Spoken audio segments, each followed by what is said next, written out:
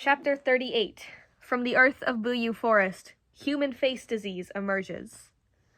The man was tall and burly, and many on the streets were sent tumbling and complained loudly as he hurtled past them with in his crazed dash. What gives? It's already such a hot day. Why is he running around so heated? Wow, it's my first time seeing someone dashing past without putting their best face forward. Many started laughing as they commented, since they weren't genuinely angry. But as that man blindly rampaged with his hands over his face, he collided head-on with a large, luxurious horse-drawn carriage, and blood splattered right there on the streets. He fell backward on the ground in a heap, and the pedestrians who'd been joking around screamed at the sight. The carriage's owner was shocked as well, and he poked his head out to ask, "Who was that? Who crashed into me?" Everything had happened so suddenly. Julien had to put the matter with the boy on the back burner for now. He rushed over. What happened? The man who had rammed his head into the carriage seemed to have passed out, and his disheveled hair blocked his face.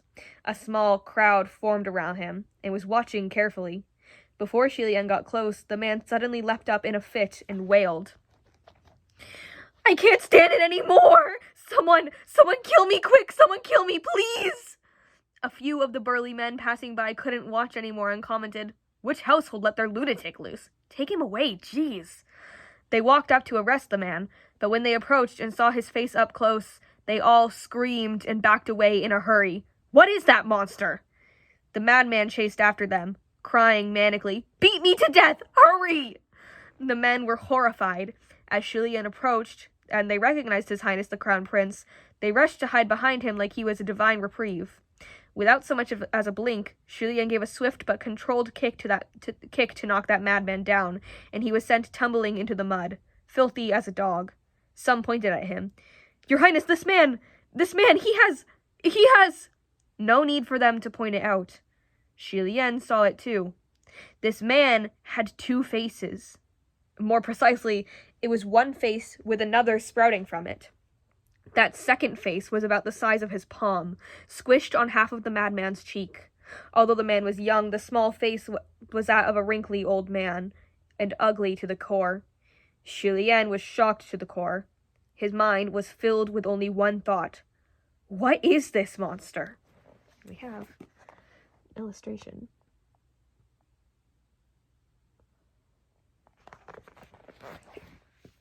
He immediately unsheathed the sword that hung at his waist. It was Hongjing, the enchanted sword gifted to him by the Heavenly Emperor. Ever since he first encountered the white-clothed creature, he had kept this sword on him at all times, in case there was a need for it. Just maybe, he'd get to see that creature's true form. But the sword was certainly useful for other circumstances as well. Once unsheathed, the shine of that blade was brighter than snow, yet when he checked the reflection, it was no different from what he saw before him.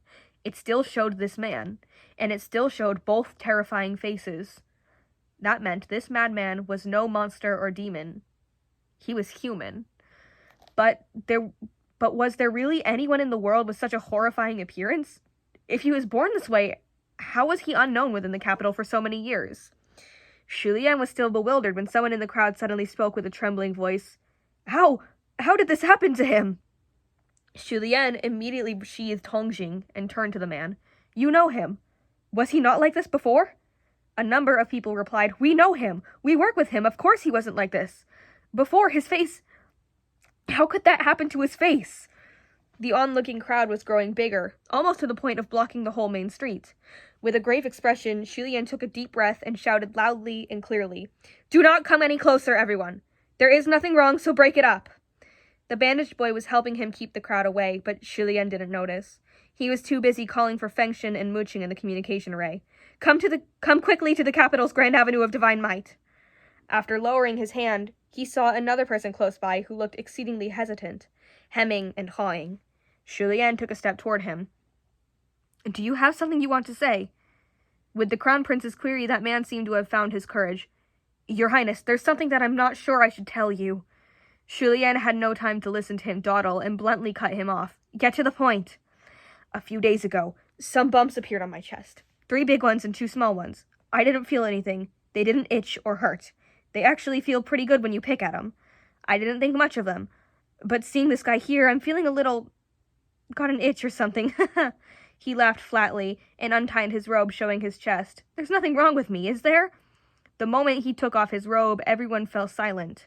It wasn't just some bumps on that man's chest. It was clearly a woman's face, with all 5 of her features indistinct but intact. That man looked down in shock. When did it get like this? It wasn't that lifelike? Realistic? No matter what adjective was used, it was sheer horror. Everyone around was terrified, and in spite of himself, that man grabbed onto Shi Lian's robe and cried, Your Highness, save me! Fengshen and Mu Qing arrived at this point, having rushed over from the city towers after receiving his summons. At the sight before them, they both furrowed their brows. Stand back! Fengshen shouted. What are you playing at? Shi Lian didn't have the time to explain. He patted the man's shoulders and comforted him. Don't worry, stay calm. His tone of voice was warm and firm, serious but kind. The man thought Shi Lian had everything under control, and believed without a doubt that a small matter like this was nothing to His Highness the Crown Prince, and so he relaxed. However, Shi Lian's mind was in turmoil. That human face was something that had grown gradually, and those symptoms, he would call them symptoms for now, were affecting more than one person. Dare he assume there were even more cases? He immediately gave Fengshen and Mu Qing a rough account. Report this to the palace, he commanded. Pass down this order. Search the whole city and see if there is anyone else with similar affliction. Do not miss a single one. Because the matter was so shocking, once the king received the news, he made it a priority, dispatching a large number of men to search and investigate. They were highly efficient and effective, and by that night, it was confirmed that there were already 5 people in the imperial capital with faintly visible faces growing on their bodies.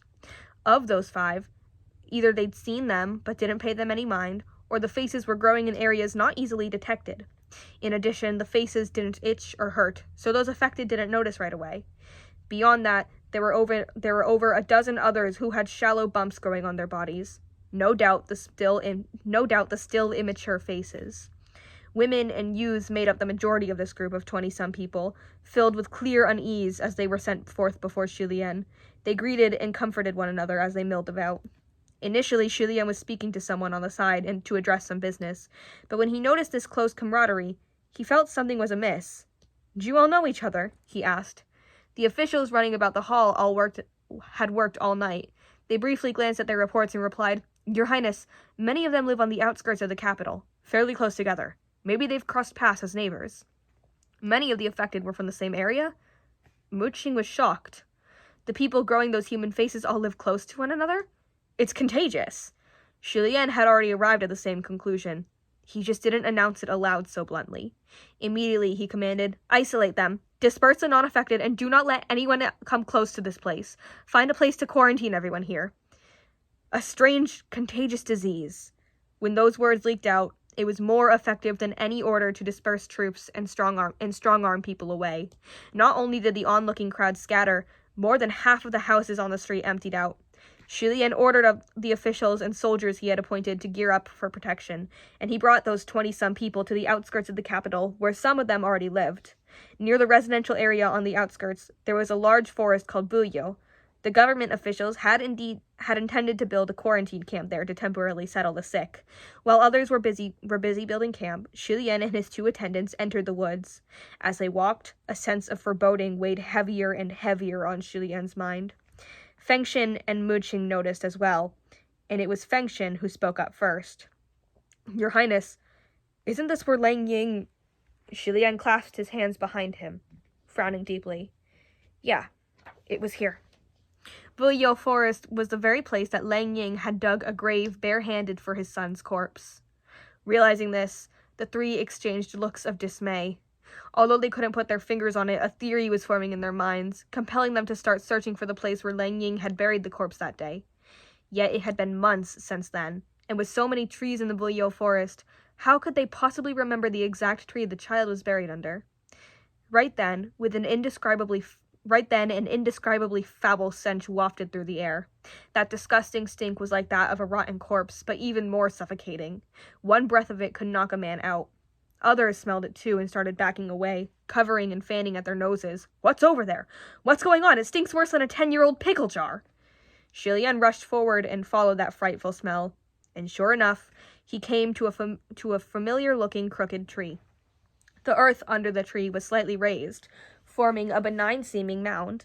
The soldiers brandished their swords and gathered to protect Shilian, but he raised a hand to stop them. "Be careful," he said gravely. "Ordinary people stand back."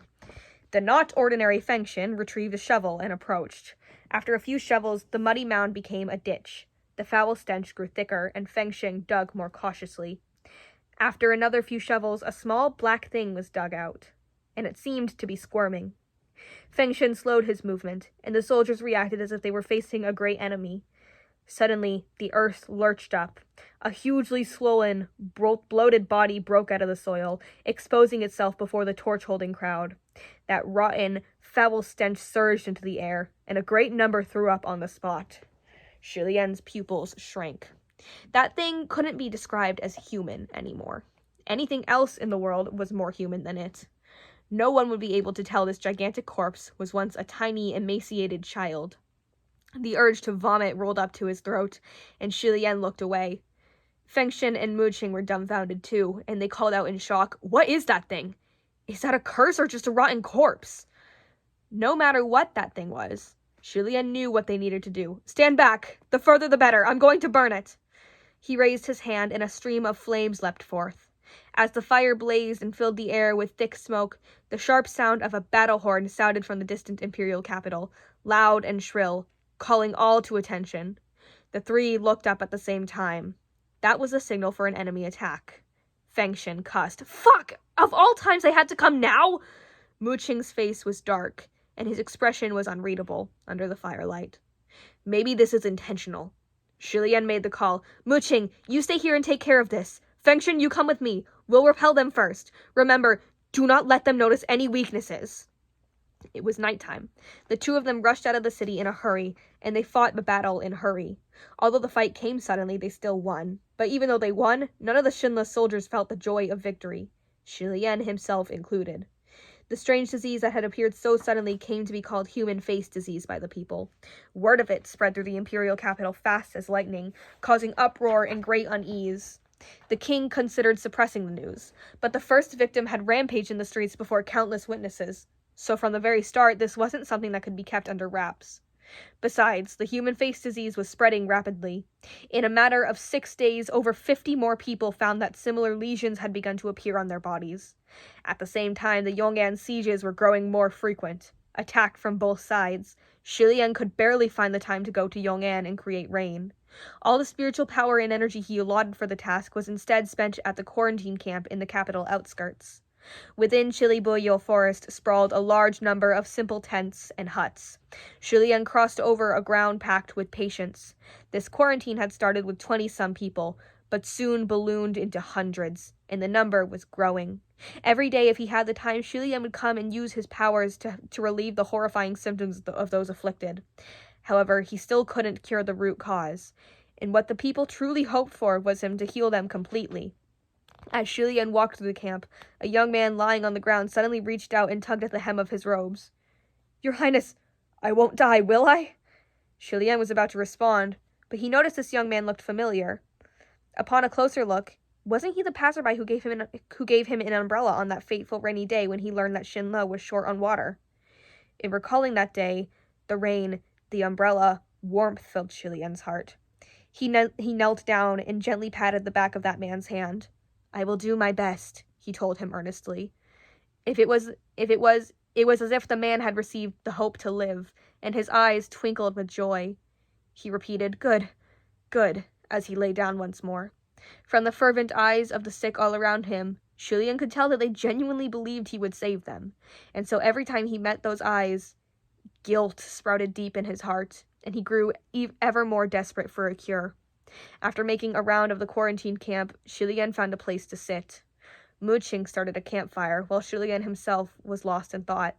Some distance away, a few errand runners walked off carrying a stretcher, whispering quietly to each other. Yet somehow their words had reached Shilian's ears. "How many is this now? The 4th or 5th, I think." On the stretcher was a patient who died in Buyo Forest. It was actually difficult to die from human face disease, but that fact made it even more frightening. Without the release of death, it meant that those things would stay on the victim's body for the rest of their lives. The thought of it alone could make one lose the will to live. especially young women. They cared for their appearances, so if something like that grew somewhere important like their face, most would choose to simply end their own lives. Another sighed. When will this end? Another said, We have His Highness the Crown Prince. We won't lose. Just relax. The first one could not help but make a small complaint. I'm not afraid of losing battles, but with a situation like this, doesn't matter if we don't lose. It still doesn't make life easier for us civilians. He sighed. Never mind. I'm not complaining here. Just pretend I said nothing. I said nothing.